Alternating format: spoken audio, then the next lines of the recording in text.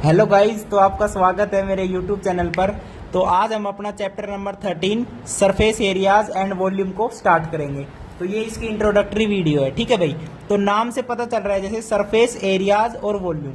तो यहाँ पर हम सरफेस एरिया की बात करेंगे और वॉल्यूम की बात करेंगे। अब सरफेस एरिया और वॉल्यूम किसका निकालते हैं हम? तो यहाँ पे हम निकालते हैं सॉलिड्स का, यानी 3D शेप्स का। अब 3D शेप्स आपके पास कौन कौन सी हो सकती है? यहाँ पर आपका क्यूब हो सकता है, क्यूबॉइड भी हो सकता है, और कोइन हो गया आपका, और कोइन नहीं सॉरी कोन, और सिलेंडर हो गया आपके पास, ठीक है भाई। और एक आपका हो गया स्फेयर। स्फेयर में आपका हेमिस्फेयर भी आएगा और कंप्लीट स्फेयर भी आ सकता है। और एक आता है लास्ट में आपका फ्रस्टम। फ्रस्टम आपको सभी को पता होगा, बकेट, बाल्टी सबने देखी होगी घर में। तो फ्रस्टम बेसिकली उसकी शेप है, वही शेप है बिल्कुल सेम बाल्टी वाली, ठीक है। तो इन सब 3D शेप्स की हम सरफेस एरियाज की बात करेंगे और वॉल्यूम की बात करेंगे इस चैप्टर के अंदर। और क्या है भाई, इन सॉलिड से हम कॉम्बिनेशन भी बना सकते हैं। जैसे हमारे पास कोई सिलेंडर है, ये हमारे पास क्या है, सिलेंडर है।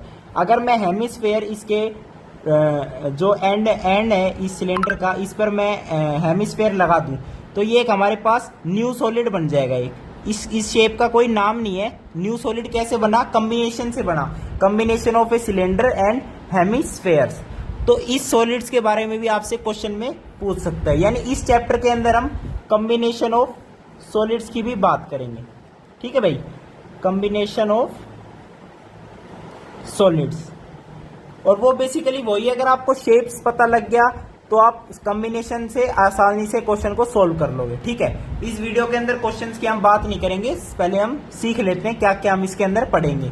अब बात हुई सॉलिड्स के अंदर हम क्या क्या करेंगे। सरफेस एरिया जैसे है, तो सरफेस एरिया में हम क्या क्या बात करते हैं, देखिए सरफेस एरिया। अब सरफेस एरिया भी दो तरीके का हो सकता है आपका। एक तो हो सकता है total surface area of the solid, और एक हो सकता है curved surface area. Curved surface area का एक दूसरा भी नाम है हमारे पास, लेटरल सरफेस एरिया। तो ये तो आपका क्या हो गया, टोटल सरफेस एरिया, और ये क्या हो गया आपका, कर्व्ड सरफेस एरिया, और ये क्या हो गया, लेटरल सरफेस एरिया। दोनों सेम ही बात है। तो हर एक सॉलिड का अपना अलग टोटल सरफेस एरिया है, अपना अलग कर्व्ड सरफेस एरिया है, और अपनी अलग वॉल्यूम भी है। हर एक सॉलिड की अपनी अपनी अलग वॉल्यूम है, और उन सब के फॉर्मूलाज भी है कि टीएसए क्या है, क्यूब का टीएसए क्या है, और सीएसए क्या है, और वॉल्यूम क्या है। तो पहले तो मैं आपको इसकी टेबल दिखा देता हूं कि किस सॉलिड का क्या टीएसए है, क्या सीएसए और क्या वॉल्यूम है। देखिए यहां देखिए आप, तो पहली शेप हमारी होगी सॉलिड्स की क्यूब। तो क्यूब का जो कर्व्ड सरफेस एरिया है वो है हमारे पास 4πa²। ए यहाँ पर क्या है, क्यूब की लेंथ है। ऑब्वियसली क्यूब में लेंथ, ब्रेड्थ, हाइट सब सेम होता है, तो हमने ए लेट कर दिया उसे। तो कर्व सरफेस एरिया हो गया 4πa², टोटल सरफेस एरिया हो गया 6πa², और इसकी वॉल्यूम क्या होगी, ए क्यूब होगी।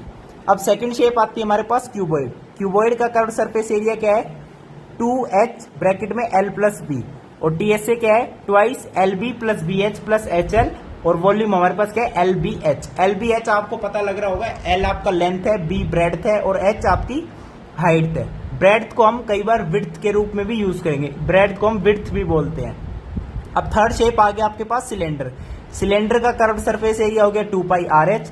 R क्या हो गया, रेडियस ऑफ द सर्कल। बस सिलेंडर की शेप देखी थी ना ये वाली, तो ये जो सर्कल है टॉप या बॉटम का हो, तो ये वाली रेडियस होगी, और हाइट इसकी कौन सी होगी, ये वाली क्या होगी, हाइट होगी। तो curved surface area 2πRH, total surface area 2πRH+R, और आपकी वॉल्यूम क्या होगी, πr²H। अब कोन की बात आ गई। कोन के अंदर भी एक सर्कल होता है, तो उसकी भी रेडियस होगी, और कोन में तो एक आपकी स्लैंट हाइट भी होती है और एक वैसी हाइट भी होती है। देखिए कोन की शेप में समझा देता हूं भाई। ये आपके पास कोन है, ठीक है भाई। कोन यानी बर्थडे। अबे बर्थडे यू का हुआ बर्थडे, बर्थडे पे टोपी पहनोगे, तो भाई ये कोन शेप आपकी, ठीक है। तो यहाँ पे ये वाला जो सर्कल है ये आपकी रेडियस होगी, और ये वाली आपकी क्या होगी, हाइट होगी, और ये आपकी क्या होगी, स्लैंट हाइट होगी, जिसको हम L से डिनोट करते हैं। तो यहाँ पर कोन के देखिए, कोन का जो कर्व सरफेस एरिया है वो πRL, और total surface area πRL + πr², ठीक है। और जो वॉल्यूम होगी वो सिलेंडर की 1/3 होगी। सिलेंडर की वॉल्यूम हमने पढ़ा था पाई आर स्क्वायर एच होती है, तो कोन की 1/3 of the volume of cylinder. अब स्फेयर का जो कर्व्ड सरफेस एरिया है वो 4 पाई आर स्क्वायर है, और जो टोटल सरफेस एरिया है वो भी क्या है 4 पाई आर स्क्वायर है। यानी स्फेयर एक ऐसा सॉलिड है जिसका कर्व्ड सरफेस एरिया और टोटल सरफेस एरिया सेम है, 4 पाई आर स्क्वायर और 4 पाई आर स्क्वायर, और volume of a sphere is 4 pi by 3 r cube. अब 6 आती है हमारे पास हेमिस्फेयर। हेमिस्फेयर का कर्व्ड सरफेस एरिया तो हो गया आपके पास 2 पाई आर स्क्वायर, और टीएस से क्या हो गया 3 पाई आर स्क्वायर। अब हेमिस्फेयर है यानी स्फेयर का हाफ हो गया, तो वॉल्यूम भी हाफ हो जाएगी, तो 2 पाई बाई 3 आर क्यूब। अब लास्ट आता है हमारे पास frustum of a cone. Frustum of a cone का मतलब यही है कि ये जो कोन है इसको हम कट करते हैं by a plane parallel to this circle. तो वो प्लेन जो है इसको ऐसे कट करेगा तो यहां पर एक सर्कुलर रीजन बन जाएगा।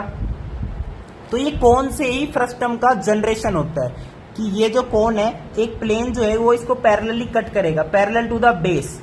तो वो फ्रस्टम हमारे पास क्या बन जाएगा, एक ये बन जाएगा और एक ये बन जाएगा। ठीक है भाई, तो ये क्या हो गया फ्रस्टम ऑफ ए कोन। भाई इसको ऊपर ऐसे जोड़ दोगे तो ये कोन बन गया, लेकिन इसे हमने कट कर दिया तो अब ये फ्रस्टम बच गया। तो छोटे वाले जो ऊपर सर्कल है उसकी रेडियस को R1 मान लिया, और जो लार्जर सर्कल है उसकी रेडियस को R2 मान लिया। ठीक है, हाइट यहाँ पर होती है h, और ये आपकी क्या हो जाएगी स्लेंट हाइट हो जाएगी। ठीक है भाई, अब इसका h और l और R1 R2 में भी रिलेशन होता है, वो मैं आपको नेक्स्ट वीडियो में बताऊंगा। अभी आप फॉर्मूला देख लीजिए। तो वॉल्यूम ऑफ ए फ्रस्टम क्या होता है 1/3 पाई h R1 square plus R2 square plus R1 R2, और टोटल सरफेस एरिया हो जाएगा पाई L R1 plus R2 plus pi R1 square plus R2 square, और कर्व सरफेस क्या हो जाएगा पाई L R1 प्लस R2। तो ये सारे सॉलिड्स के हमारे पास फॉर्मूलाज हैं, ये आपको याद करने हैं, इसे मैं पोस्ट भी कर दूंगा। तो ये आपकी इंट्रोडक्टरी पार्ट थी। नेक्स्ट वीडियो के अंदर हम एग्जांपल्स के साथ मिलेंगे। थैंक यू, नमस्कार।